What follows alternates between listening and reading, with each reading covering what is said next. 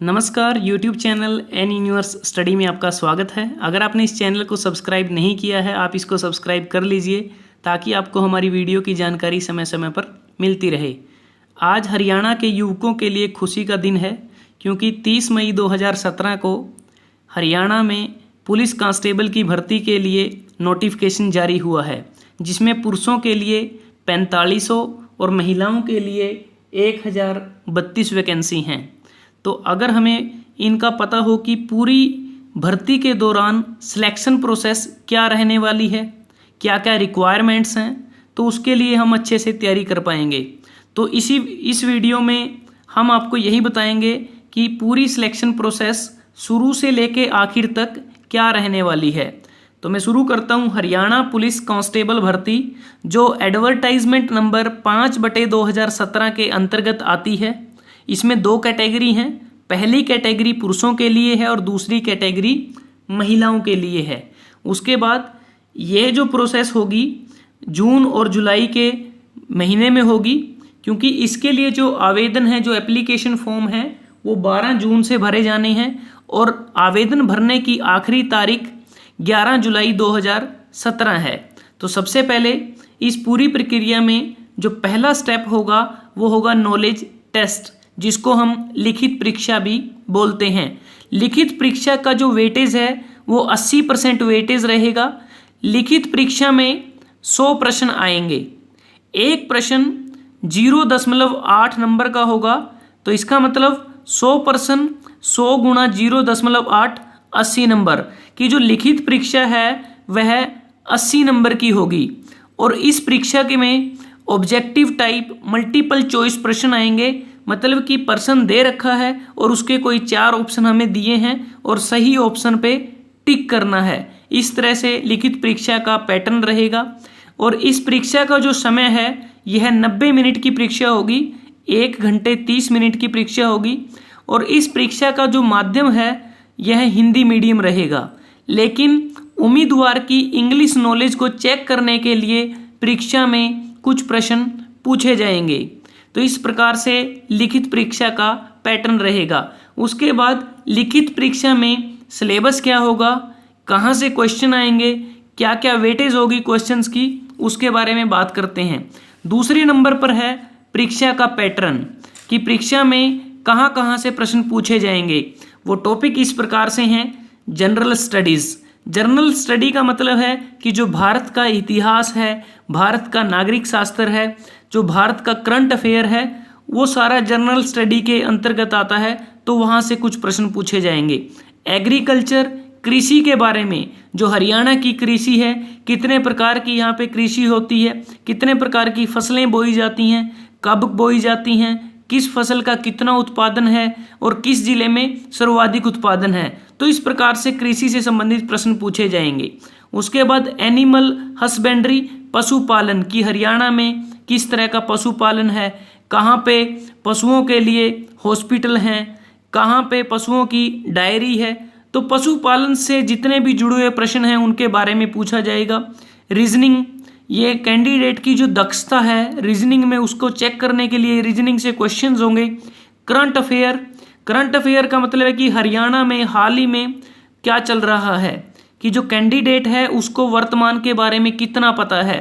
Numerical ability, ये simple mathematics होगा, इसमें कैंडिडेट की जो मैथमेटिक्स की जो एबिलिटी है उसको चेक करने के लिए प्रश्न होंगे।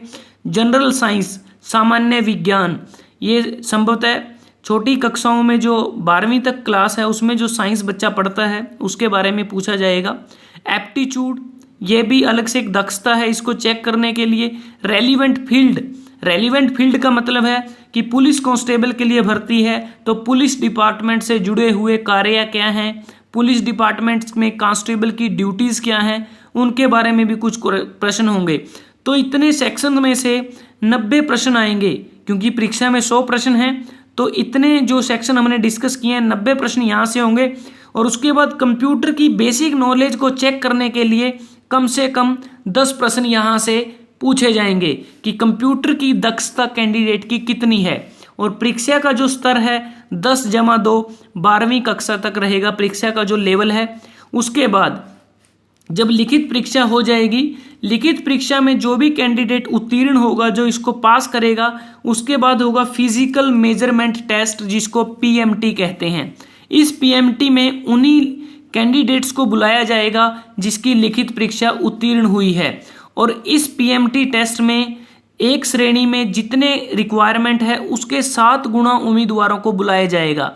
जैसे एग्जाम्पल के लिए, जैसे जनरल के लिए 100 पोस्टें हैं, तो 100 गुना 7, 700 जो क्वालिफाइड बच्चे हैं रिटन टेस्ट में, 700 बच्चों को पीएमटी के लिए बुलाया जाएगा। पीएमटी में क्या है, एक फिजिकल मेजरमेंट टेस्ट होगा, क्योंककि इसमें अगर पुरुषों की बात करें, पुरुषों के लिए जनरल कैटेगरी के लिए जो हाइट है 170 सेंटीमीटर है, रिजर्व कैटेगरी के लिए 168 सेंटीमीटर है, और पुरुषों के लिए जो चेस्ट की मेजरमेंट है 83 सेंटीमीटर है बिना फुलाएं, और फुलाने के बाद 87 सेंटीमीटर तक है। और उसके बाद जो महिलाएं हैं, महिलाओं के लिए जो हाइट की मेजरमेंट है जनरल कैटेगरी के लिए 158 सेंटीमीटर है, रिजर्व कैटेगरी के लिए 156 सेंटीमीटर है। और इसके अतिरिक्त जो एक्स सर्विसमैन है, जो बीसी है, एसटी है, एससी है, उनके लिए हाइट में और चेस्ट में 1-1 इंच की रिलैक्सेशन है। उसके बाद जो कैंडिडेट फिजिकल मेजरमेंट टेस्ट को पास कर जाएगा, एक इम्पोर्टेंट बात यह है कि पीएमटी का कोई भी नंबर नहीं होगा, ये सिर्फ क्लियर करने के लिए होगा।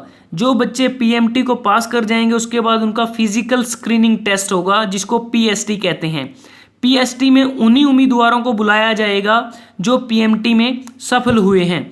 तो उसके बाद जो पीएसटी में बच्चे आएंगे, मैं फिर से बता रहा हूँ कि जो फिजिकल स्क्रीनिंग टेस्ट है और जो फिजिकल मेजरिंग टेस्ट है, इसका कोई भी नंबर नहीं जुड़ेगा, ये सिर्फ उस टेस्ट को क्लियर करने के लिए होगा। ये सिर्फ फिजिकल फिटनेस चेक करने के लिए ये टेस्ट होंगे। इसके बाद जो फिजिकल स्क्रीनिंग टेस्ट है, इसमें पूछा जाएगा कि जो कैंडिडेट्स हैं, जैसे 3 कैटेगरी में रखा गया है, पुरुषों की दौड़, महिलाओं की दौड़ और एक्स सर्विसमैन की दौड़। पुरुषों की दौड़ के लिए जो क्राइटेरिया है 2.5 किलोमीटर है, जिसके लिए समय रखा है 12 मिनट। जो उम्मीदवार 12 मिनट में 2.5 किलोमीटर की दौड़ को पार कर जाएंगे, वो बच्चे पीएसटी क्लियर माने जाएंगे। ऐसे ही महिलाओं की जो दौड़ है, उसके लिए जो दौड़ की दूरी है वो 1 किलोमीटर है, और समय है क्वालिफाइंग जो टाइम है 6 मिनट का है। जो 6 मिनट के बाद आएंगे वो रिजेक्ट कर दिए जाएंगे। ऐसे ही एक्स सर्विसमैन के लिए जो दौड़ की दूरी है वो 1 किलोमीटर है, और जो समय है वो 5 मिनट का क्वालिफाइंग टाइम रखा गया है। जो उम्मीदवार इस पीएसटी को, फिजिकल स्क्रीनिंग टेस्ट को क्वालिफाई नहीं कर पाएगा, वह आगे की सिलेक्शन प्रोसेस से बाहर हो जाएगा। उसके बाद जो क्वालिफाइड कैंडिडेट्स हैं उनको आगे की सिलेक्शन प्रोसेस के लिए बुलाया जाएगा। पीएसटी के बाद जो अगला स्टेप होगा वो होगा स्क्रूटनिंग ऑफ डॉक्यूमेंट्स। इसकी 8% वेटेज रखी गई है। अभी तक 80 नंबर की परीक्षा हुई है, जो लिखित परीक्षा हुई थी। पीएमटी और पीएसटी सिर्फ फिजिकल फिटनेस को चेक करने के लिए है, उसका कोई नंबर नहीं था। अब स्क्रूटनिंग ऑफ डॉक्यूमेंट्स की 8% वेटेज है, मतलब 8 नंबर हैं। इसमें जो नंबर की कैटेगराइजेशन है वो इस प्रकार है। शिक्षा के जो अधिकतम अंक हैं, जो एजुकेशन है कैंडिडेट के, उसके मैक्सिमम 5 नंबर हैं। अगर कैंडिडेट ने ग्रेजुएशन डिग्री की है, जैसे बीए है, बीएससी है, बीटेक है, बीसीए है, तो उसके लिए 3 नंबर लगेंगे।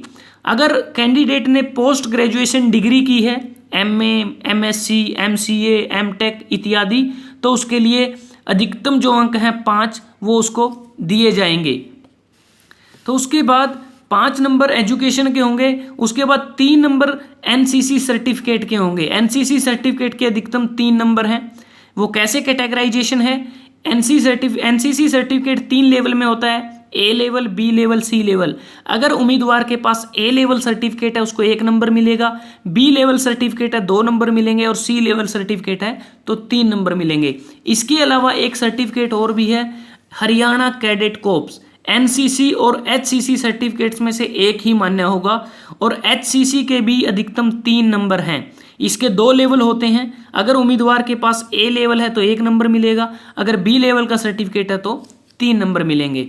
उसके बाद स्क्रूटनिंग ऑफ डॉक्यूमेंट के बाद आखिरी स्टेप होगा इंटरव्यू कम पर्सनैलिटी टेस्ट, जिसको आईपीटी कहते हैं। इसमें क्योंकि 80 नंबर की लिखित परीक्षा हुई है, 8 नंबर की स्क्रूटनिंग हुई है डॉक्यूमेंट के 88 नंबर, बाकी बचे 12% जो वेटेज है वो इंटरव्यू कम पर्सनैलिटी टेस्ट की होगी। और इसमें जो कैंडिडेट पीएसटी को क्वालिफाइड करेंगे उनको ही बुलाया जाएगा, और उनको बुलाने की संख्या होगी 2 गुना। मतलब कि जैसे 100 पोस्टें किसी कैटेगरी में हैं, उसका 2 गुना 200 कैंडिडेट्स को इंटरव्यू के लिए बुलाया जाएगा, और 12 नंबर का इंटरव्यू होगा। सो इस प्रकार से पुलिस कांस्टेबल की जो भर्ती है उसकी प्रक्रिया रहने वाली है।